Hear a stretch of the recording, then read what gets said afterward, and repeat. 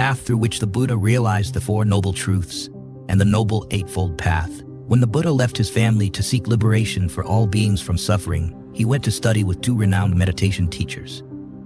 The first teacher, Alara Kalamar, taught the Buddha about the four jhanas, the meditative absorptions of the form realm. The Buddha, being an exceptionally intelligent student, learned quickly. Before long, the teacher asked him to stay and teach because his understanding had equaled that of the teacher. However, the Buddha, still Prince Siddhartha Gautama at that time, declined and said that he had not yet achieved his goal. He then left this teacher to study with a second teacher, Uddaka Ramaputta. This second teacher instructed the Buddha in the four formless jhanas, more subtle and harder to attain than the previous jhanas.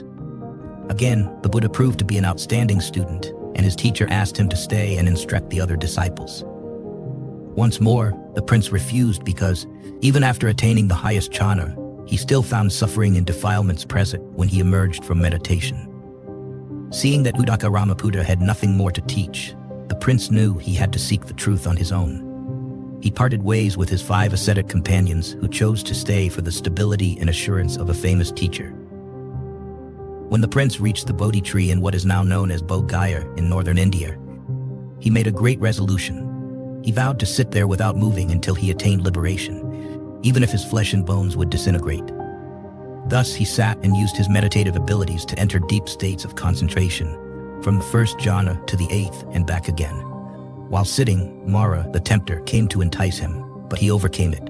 When his mind was completely pure, tranquil, and unwavering, he attained the deepest enlightenment. Upon emerging from his meditation, he realized that the Four Noble Truths and the Noble Eightfold Path were an internal reality fully understood. After these realizations, he knew he had become the Buddha, the fully enlightened one. In the joy of liberation, the Buddha felt gratitude towards the Bodhi tree that had sheltered him. He stayed there for a month, and then, at the urging of Brahma Sahampati, decided to spread his teachings. Initially, he feared that his teachings were too profound and difficult to understand, and that he might be disappointed by people's inability to grasp them. Eventually, he agreed to teach for the benefit of both humans and devas, heavenly beings. First, the Buddha thought of his teachers, but upon using his divine vision, he discovered that they had passed away. He then decided to teach his 5 former companions. Finding them near Benares, he walked the entire way as he did for the 45 years of his ministry.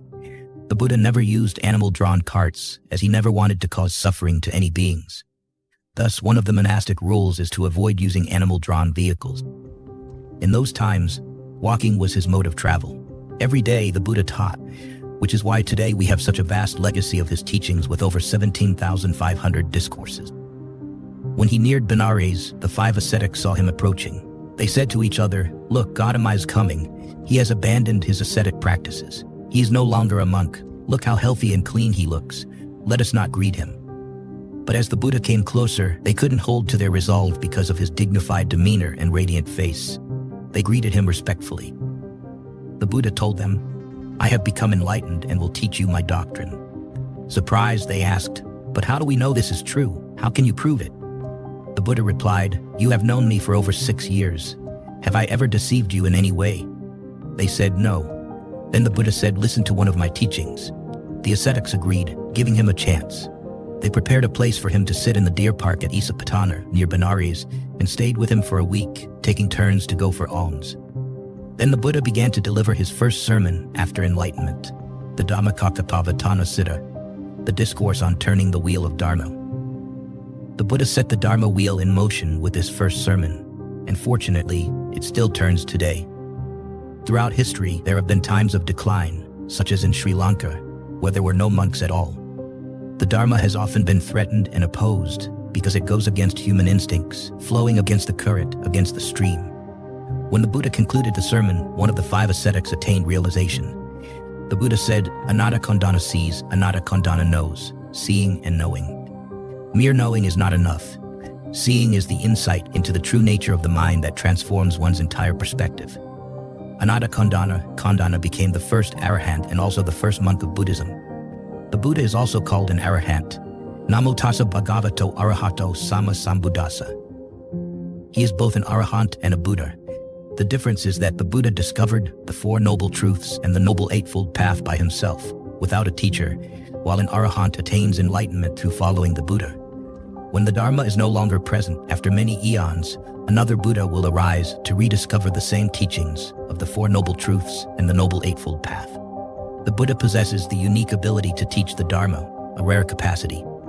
There are also Pacceka Buddhas, silent Buddhas, who attain enlightenment but do not have the ability to teach. When we read the scriptures, we are often struck by the Buddha's frequent repetition of certain words.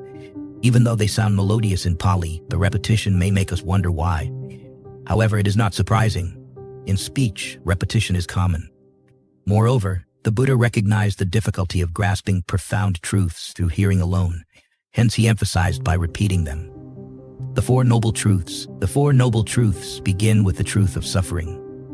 The 5 friends to whom the Buddha delivered his first sermon were ascetics who had practiced severe austerities for 6 years. The Buddha had also engaged in such practices, but realized that self-mortification did not lead to enlightenment. Conversely, the life of indulgence he had lived as Prince Siddhartha in the palace also failed to bring happiness. The Buddha recognized that there was only one path, the middle way. Extremes are never beneficial. These ascetics understood the physical suffering involved in self-mortification, so the Buddha did not need to emphasize this aspect. They could grasp it easily. For us, it is not as simple. Even though we may experience physical pain and discomfort during meditation, once the session ends and we return home, the pain dissipates. Such temporary discomforts are bearable. What we may not realize is that the body itself is a source of suffering, not just in moments of distress, but inherently. The body itself is suffering. Caring for the body is suffering. Here we are not just talking about the suffering that comes from specific misfortunes. Misfortunes are one thing, but the reality of suffering is another. The Buddha said, birth is suffering, aging is suffering, decay is suffering, not getting what one wants is suffering. These are the significant sufferings of all beings, alongside the numerous other forms of suffering related to birth, aging, illness, and death. Clearly, when we are joyful and stable, we do not recognize the suffering within us. We might pity others and feel relieved that we are not in their situation, forgetting that suffering is always present within us. Even in moments of joy, we suffer because we cannot sustain our happiness. Pleasures disappear just when we wish to hold on to them. Each time we cling to them, they slip away, and we have to search for them again. Our bodies cannot sustain themselves without constant nourishment, cleansing, exercise, and medical care. So many treatments, glasses, teeth, hearing aids, supplements, cough medicine, shampoo, and more. We spend so much money just to keep our bodies functioning, let alone improving them. We cannot make our bodies younger, despite the efforts of many. We expend considerable energy, resources, and wealth just to maintain our bodies. Without this effort, the body deteriorates, becoming unusable. The fact that our bodies do not respond to our wishes to stay young, healthy, beautiful, and long-lived, but instead do the opposite, can also be considered suffering. The greatest suffering of the body is its constant demands, sometimes requiring us to spend our entire lives trying to satisfy them. All the wealth we accumulate, all the energy we expend, is primarily to keep our bodies safe and comfortable. We work hard for food, shelter, clothing, and medicine. Without the body, we would not have to toil so hard. Yet, many people spend even more time and money to make their bodies more comfortable and luxurious. This might be the greatest suffering of all, wasting one's life on such goals. But it is not just the body that suffers. The mind also suffers. The mind does not follow our commands. It does what it wants, rather than staying still as we wish. It constantly thinks about things that make us suffer. If that is not suffering, then what is? It is also deluded, which is another form of suffering. The mind jumps from one thing to another. Even the process of thinking is a form of suffering, even when thoughts are wise or skillful, as they often contain seeds of impurity. As long as we have to think about anything, we cannot truly have peace. Both the body and the mind are suffering. The Buddha said there is only one cause, one primary reason for our suffering, and that is craving, desire. There are 3 main types of craving from which all other desires stem: the desire to live, the desire to satisfy sensual pleasures, and the desire to rid oneself of this body. Because of these 3 desires, we are immersed in suffering, as they are beyond our reach. They are hard to achieve and do not bring true satisfaction. We are in a battle we cannot win, and that is suffering. We fight to remain forever, but no one continues to exist after their life ends. To achieve sensual pleasure, we must work just as hard, but it is futile, as worldly pleasures are temporary and fleeting. They cannot last. The 3rd desire, the wish to rid ourselves of this body, is the opposite of the desire to live. This arises when life appears too bleak. But this is also hard to realize, as except for the enlightened ones, no one can exist without a body. The first two truths of the Four Noble Truths show that we are living lives without true meaning. No matter how noble our thoughts are, they will decay. If we see clearly that our desires are difficult to satisfy, we must find a way to escape the suffering that everyone endures. No one is exempt. Understanding this, we develop compassion for everyone, whether they are wicked, detestable, or ignorant.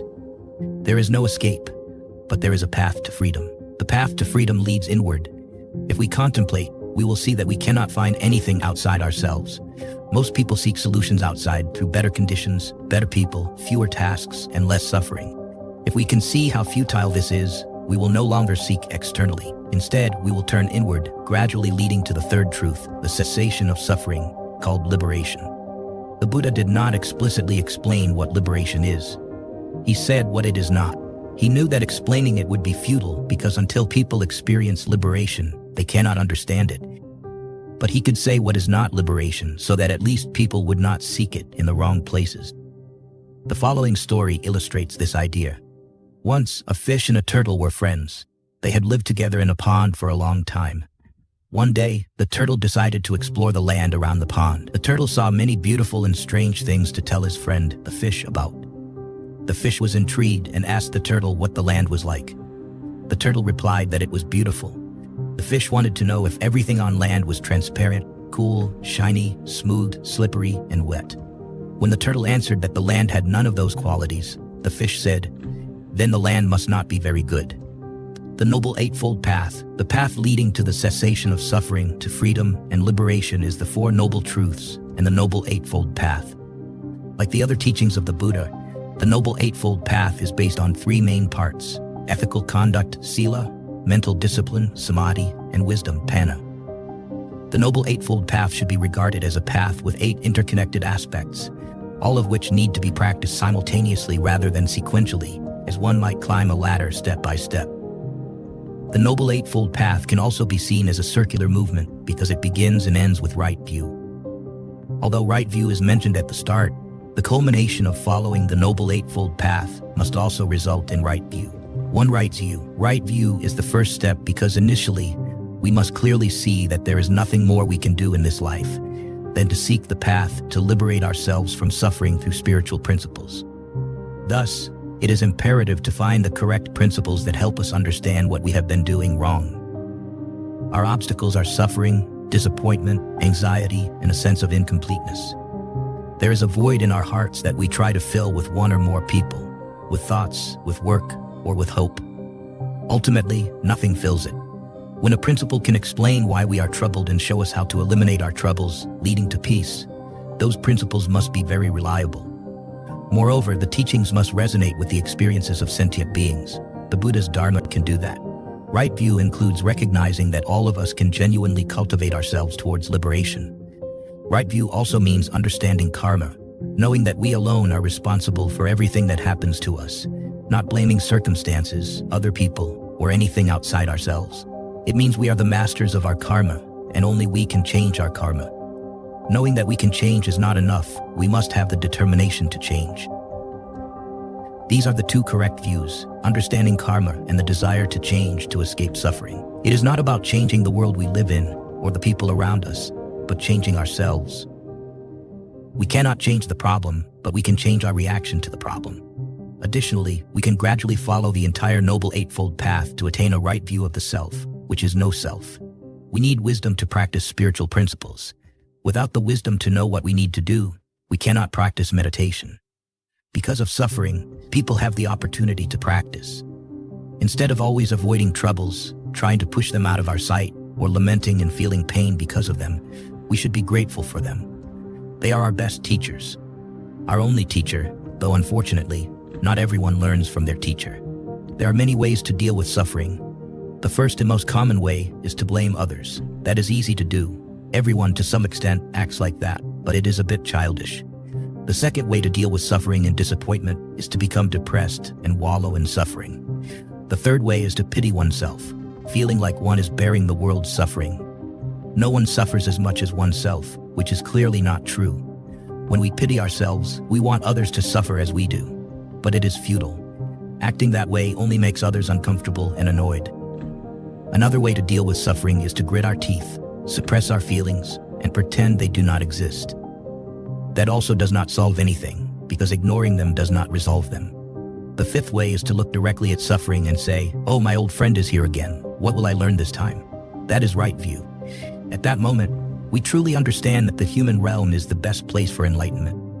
Suffering is our best teacher because it will grip us, immerse us in suffering until we learn something from it. Then, suffering will let us go. If we do not learn anything from that suffering, it will surely come back to us. For life is nothing more than a school for adults. If we do not pass a certain subject, we will stay there forever. Any lesson we miss, we will encounter it again. That is why we find ourselves repeatedly reacting the same way in similar circumstances. However, there will come a time when we realize that, and right view arises. I need to do something to change myself. I keep facing this problem over and over.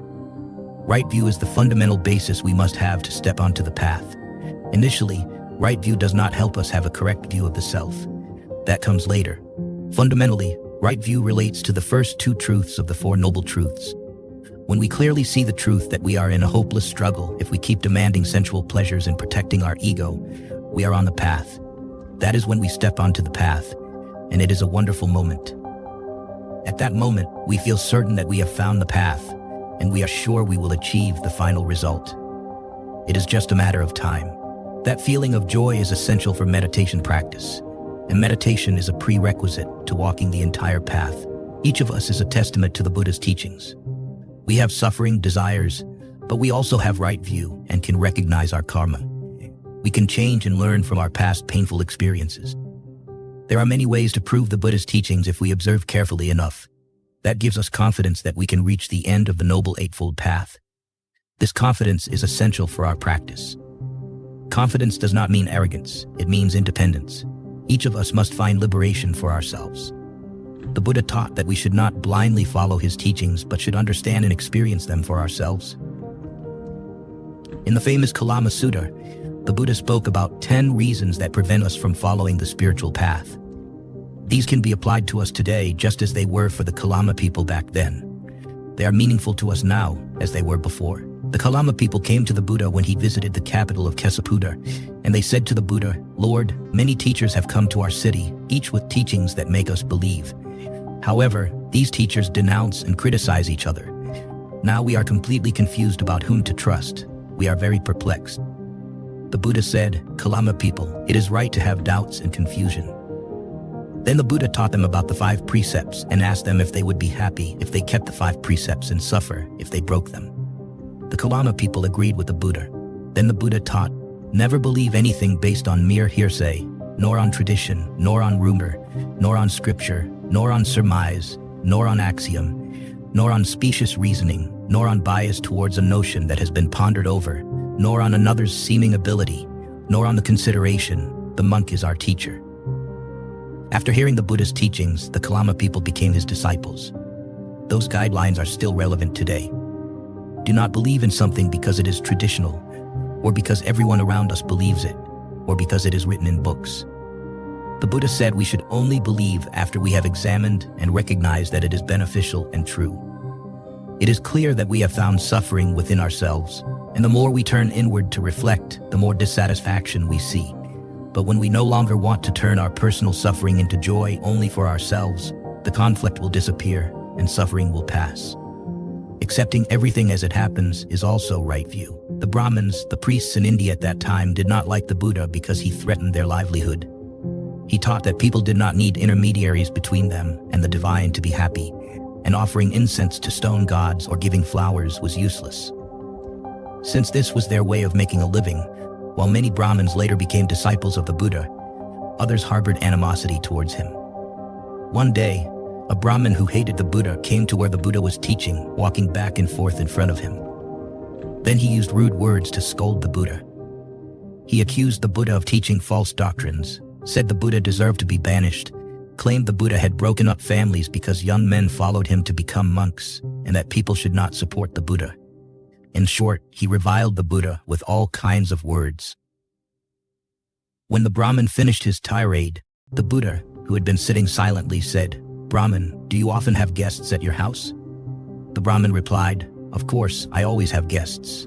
The Buddha asked, "When you have guests, do you entertain them? Do you give them food and drink?" The Brahmin answered, of course, I give them food and drink."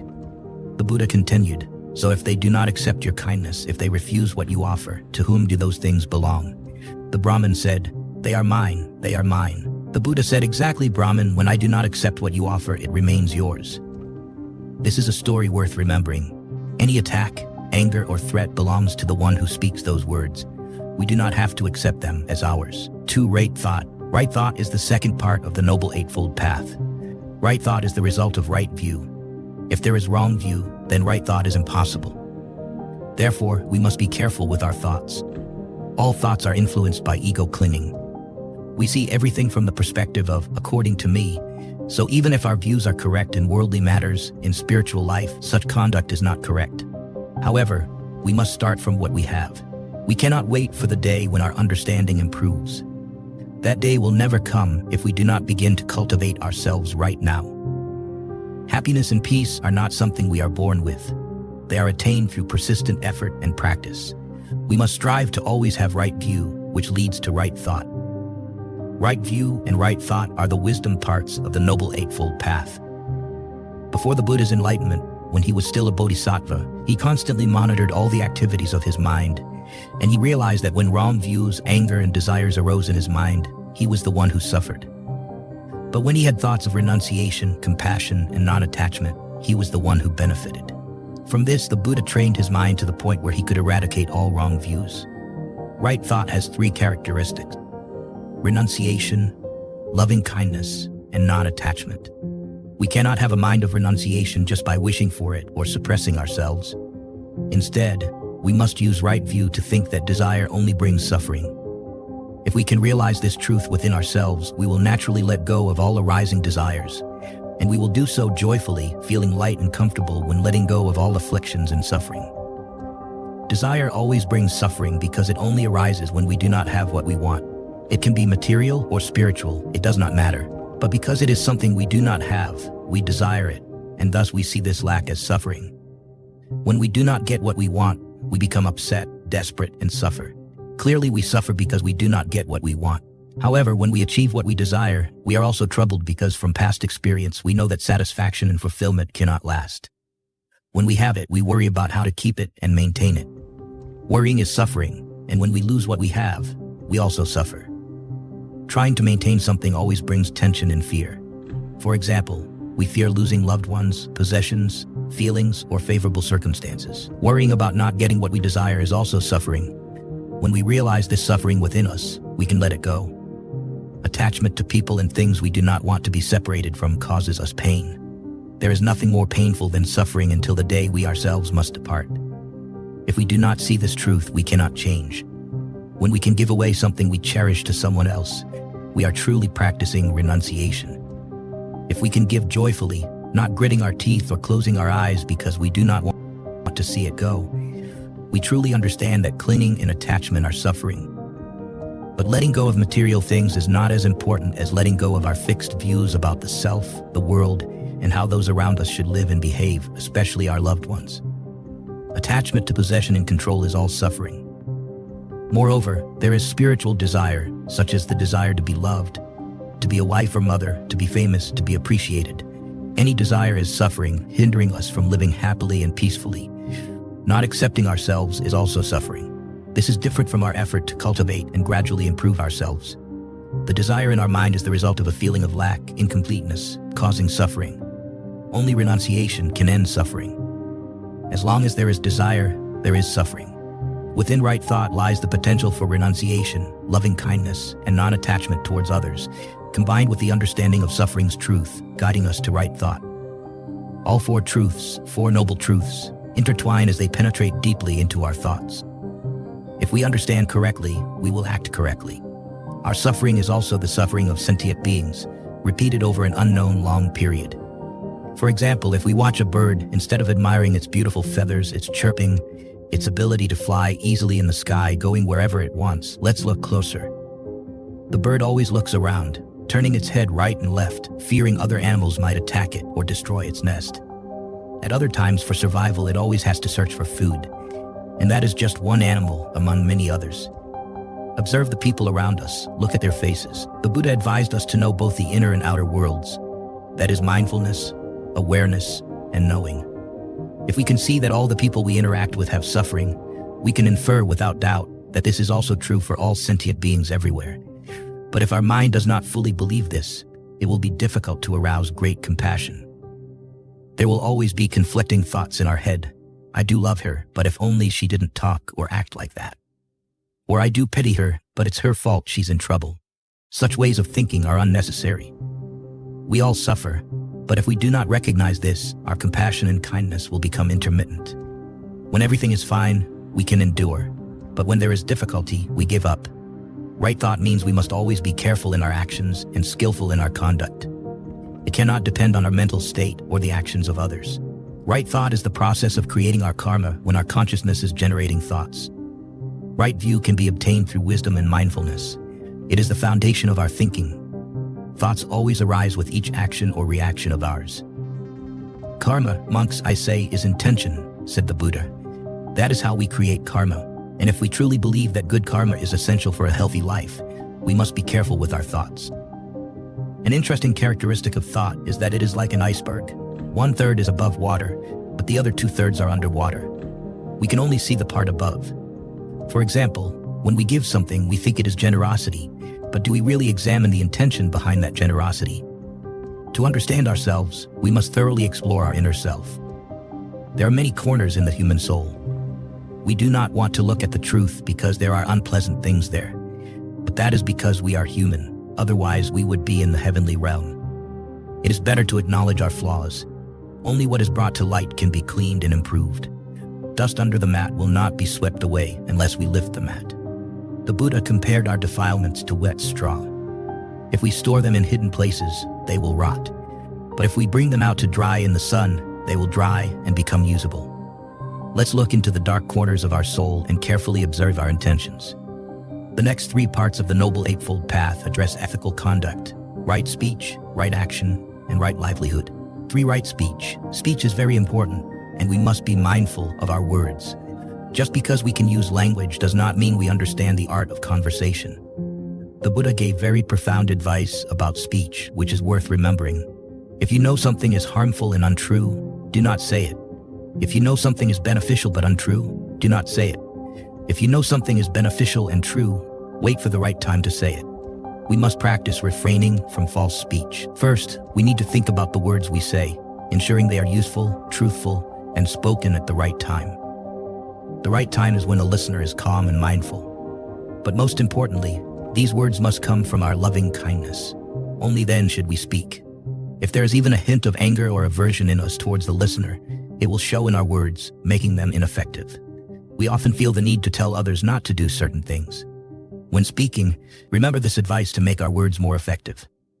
Right speech is commonly understood as refraining from lying, gossiping, speaking harshly, or using divisive speech. The Buddha taught that speech can create enemies or friends, bring happiness to a family, or cause its breakdown. It is the root of deep friendship or enmity. The Buddha also said that right speech means not going to extremes, such as speaking too much or being overly silent, as both can be forms of lying. These behaviors stem from a desire to make ourselves seem more important.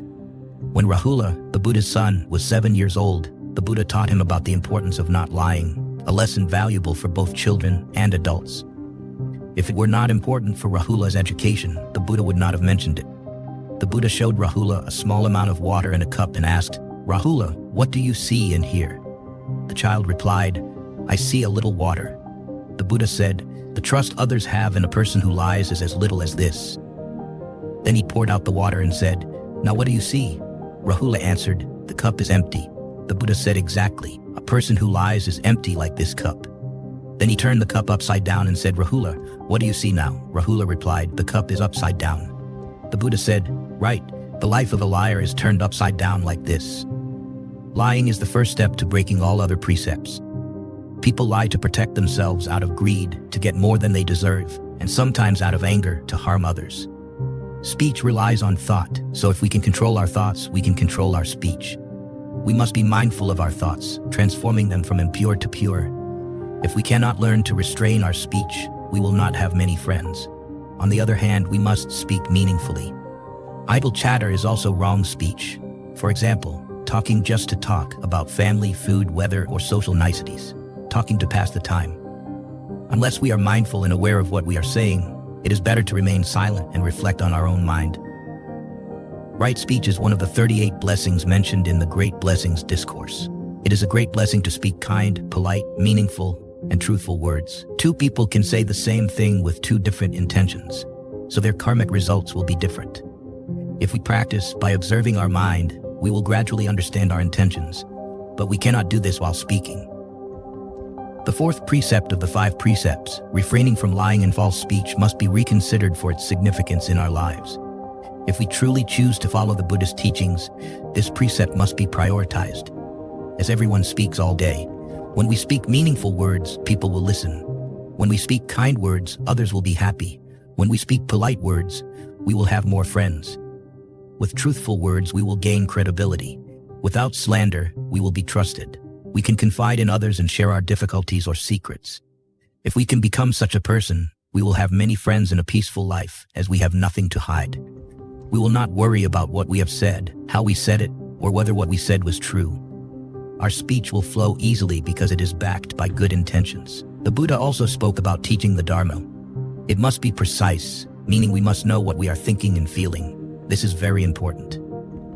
Anyone speaking the Dharma, even about their own meditation practice, must be precise. This means our mind must be clear, and then precise language can emerge. These are skills we can cultivate through mindfulness, not through lessons in eloquence. 4. Right action. Right action is also based on correct intention.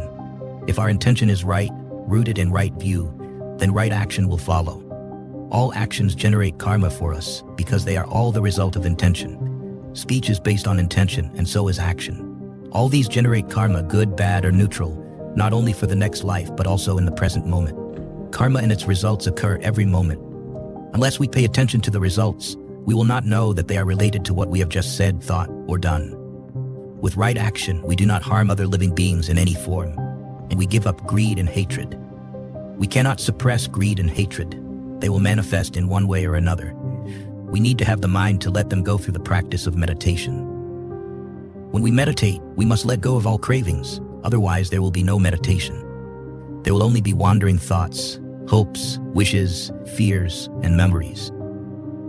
If we do not let go of these states of mind, we will find it difficult to meditate. Meditation is about letting go of all the mind's distractions, self-concepts, and desires. Since we have not yet practiced letting go much, we find it challenging to sit in meditation, but gradually with practice, it will become easier. Trying to suppress them has no results, but letting go of the desire to think, remember, and plan will bring the best results. Letting go of desire is the only way to peace. And once we experience this, we will understand that letting go of desire in our daily life will bring us happiness. Right action can be practiced in all circumstances by anyone at any time, whether at home, at work, or in a place of practice. Wherever we are, whatever we are, we all must act. We can examine whether our actions are beneficial to others or ourselves. Even cooking or cleaning the house must be done with good intentions, not out of duty, request, or fear of others. The right reason to do it is because at a certain moment, it needs to be done with a purpose. By carefully observing and being mindful, we will gradually know our true intentions and perspectives in our actions. We will see the connection between body and mind without paying attention to external things. There will be no reluctance or resistance. We will do everything wholeheartedly. Only then will our actions bring results. People often think that work leaves no time for fun and entertainment. This is clearly a wrong view. It is entertainment that interrupts work. Whatever profession we are in, work is a means for us to feel useful and live with purpose. Work is a means to fully focus on the body, to know the conditions and origins of the body. Work is an opportunity to help, serve others, develop skills, and express love to others through service. There is no better means to purify the body and mind than through work. Not just working to earn a living or because others demand it, but doing everything with all our heart as a means to understand things more deeply. 5. Right livelihood. Right livelihood is one of the 3 aspects of ethical conduct. It means earning a living in a way that does not harm anyone. Each person must determine this for themselves. There are many ways of earning a living that can be considered right rather than wrong, but there are also livelihoods that are truly harmful. To evaluate, we can refer to the 5 precepts. If our livelihood violates one of these precepts, it is clearly wrong. Right livelihood is a crucial element in purification, because if we pursue a wrongful livelihood, we will become desensitized and bad habits will form. For example, a butcher in a slaughterhouse must numb all their emotions to continue with their job. If they do not, they will find it difficult to perform their work. Such a person becomes hardened, losing compassion for other beings. A livelihood that involves killing is very harmful. Lying, consuming intoxicants, stealing, all are dishonest means of making a living. Some people earn a living through wrongful sexual relations. Clearly, these livelihoods based on lust are not only harmful to the individual practicing them, but also cause suffering to others. They continue these actions by justifying and rationalizing their behavior. But that is their wrong view. While on the path, each step we take must be based on right view. 6. Right effort. Right effort and energy have a symbiotic relationship. With energy, we gain effort. Conversely, continuous effort increases energy. Energy fuels effort, and effort reciprocally fuels energy. Though effort might seem contrary to comfort, prolonged meditation reveals that effort indeed brings about comfort. The Buddha taught the 4 supreme efforts as useful tools. These are called paramitas, perfections, because they are very useful and also very challenging to accomplish. Prevent unwholesome thoughts from arising if they have not yet arisen. Abandon them if they have already arisen. Cultivate wholesome thoughts if they have not yet arisen. Maintain and perfect them if they have already arisen. To achieve this, we must monitor our minds and discern between good and bad thoughts. That is why I encourage you to label your thoughts as they arise during meditation. Only by knowing what we are thinking can we take appropriate measures. We need to know whether our mind is occupied with unwholesome or wholesome thoughts. Such clear distinction enables us to practice the Buddha's teaching effectively. A lot of mindfulness is required to prevent unwholesome thoughts from arising, as it demands a deep awareness of underlying intentions. It is easier to deal with thoughts that have already arisen. Hence, we should start with these until we develop the ability to detect unwholesome intentions before they manifest, preventing them from arising altogether. In meditation, all thoughts are unhelpful because our aim is to meditate, not to think. Daily life, however, demands we rid ourselves of unwholesome thoughts. Trying to suppress them is unproductive. Instead, we should abandon them or replace them with wholesome thoughts. During meditation, we replace thoughts with focus on the meditation object. Our success in this endeavor reflects our practice of the 4 supreme efforts in daily life. Conversely, our daily practice of these efforts is reflected in our meditation. Unwholesome thoughts in daily life manifest as mental restlessness during meditation. When wholesome thoughts are nurtured and never stray, they bring peace and tranquility to the mind. If we remember nothing else from the Buddha's teachings, the 4 supreme efforts alone can suffice. While other teachings may inspire and uplift us, these 4 efforts directly guide us toward purification. Right view is necessary to recognize these tasks as essential, and diligent practice is required to accomplish them. Few people in this world are entirely free of unwholesome thoughts.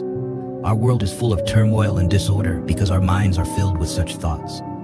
It is not the skyscrapers, vehicles, or governments that shape our world, but our thinking process, which dictates whether there is war or peace, both internally and externally.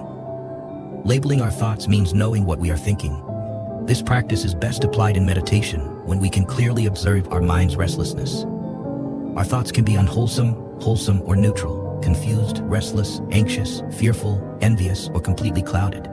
Without this awareness, we cannot introspect or understand why we feel or act the way we do.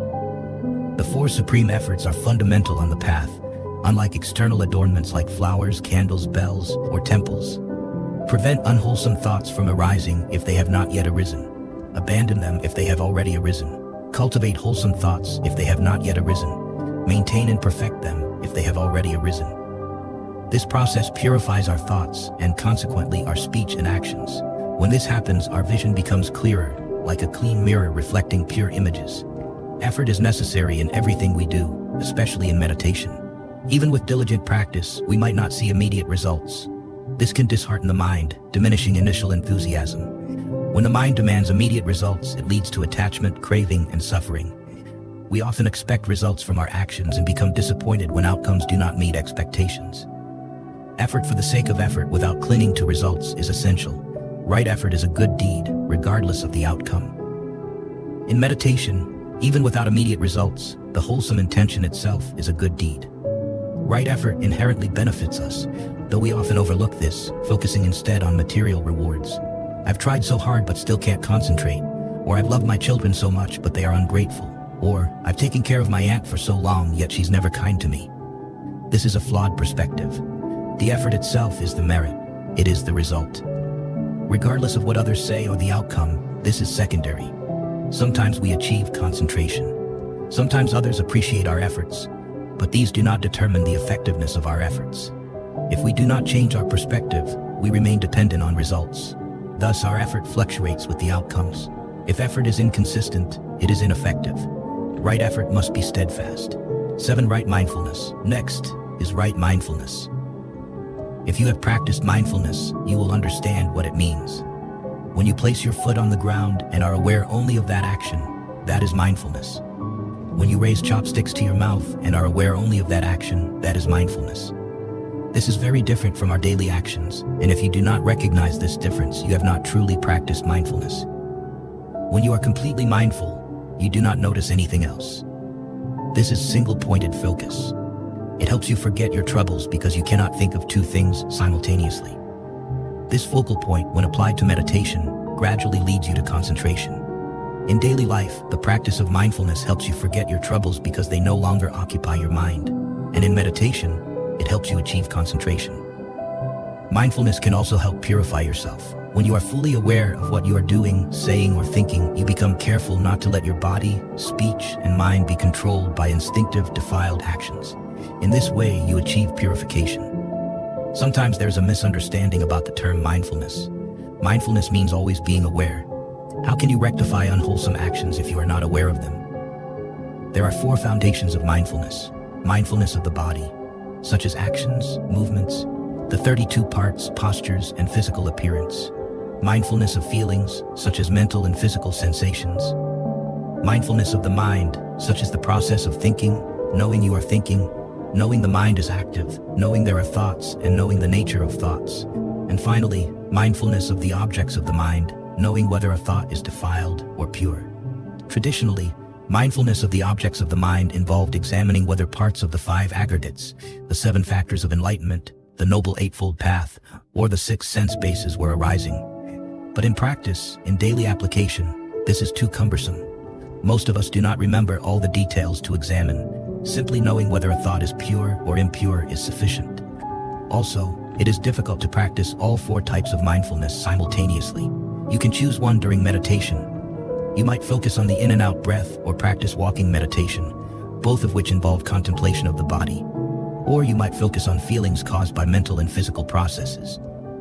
If you notice you are troubled by thoughts, that results from mindfulness of the mind.